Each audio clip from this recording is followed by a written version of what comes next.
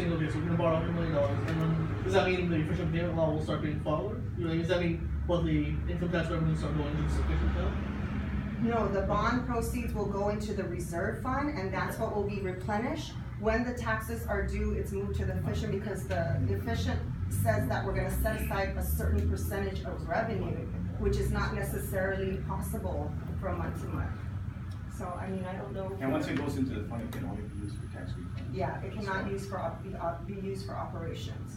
And again, this bill was introduced by this is the governor's bill, basically. Oh, this is a collaboration of work. This is not just one person. This is a big bill, and it takes collaboration. This is something that I've discussed with the governor, with his staff, with Senator Duenas, and basically I asked the question that the people have been asking is, how can I get my tax refunds faster?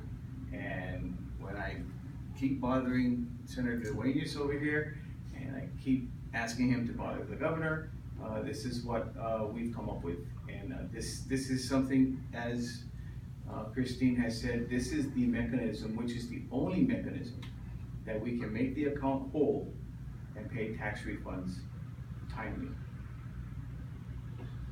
For Lester, I know you didn't work. What answer, I guess the interest payment, do you have any idea how much interest we're looking at? It depends on what the legislature authorizes, you know, with respect to maturity dates. There's a variety of options that we'd like to be able to discuss with the legislature.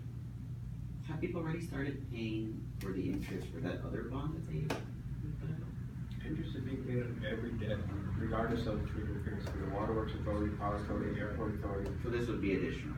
This is This is a brand new Series E, yes. But we're paying interest on what we don't pay on time for tax refunds, so. If you look at the numbers, as soon as we're 45 days past due, the clock starts ticking. That clock has a cost to it. That cost is about $1.5 million. Why now? I mean, like, you know, I mean, some would question there's 3 weeks before the election, tax refunds were due back, or, you know, the filing date was back then. Why all of a sudden now for this bill? Chris, I say, why not now? Why not earlier? This is as good as time as any to do it. You can ask the question that's been asked for 20, 30 years now, why? Why now? Why not now? But at the end of the day, this is a solution. So whether it's a solution you like or you don't like, it's a solution. And this is a solution that is a win situation for the people and the taxpayer.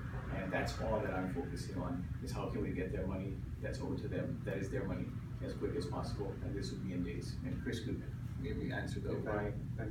The other thing too, what I mentioned about the bulk of filers being in the month of February, what this would allow us to do if there's timely passage of the act is to be able to get the money and put it in so that when the cycle begins again in 2017, we have the reserve account fully funded.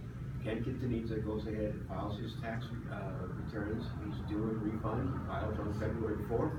He gets his money by the end of February. I mean, hello, if we don't have the money, then we're funded in the tax refund reserve account, then essentially it comes out of operations again. We're really talking 2 more months before people start filing again. January is when we start seeing, there is a group that files in January to the tune of about 20 million. So, you know, we're actually up against a very short timeline with which to come up with a large amount of money to be able to pay it out on time. And I mean, I think I can speak for everyone around here, and I'm sure even the media, that tax refunds is something that when we go to parties, when you go to functions, whenever there's a news story, it comes right back to when are the refunds going to be paid. You know, people need their money, and that also, when we get that to them, that helps to fuel our economy. So I think overall, this is a win-win for our people.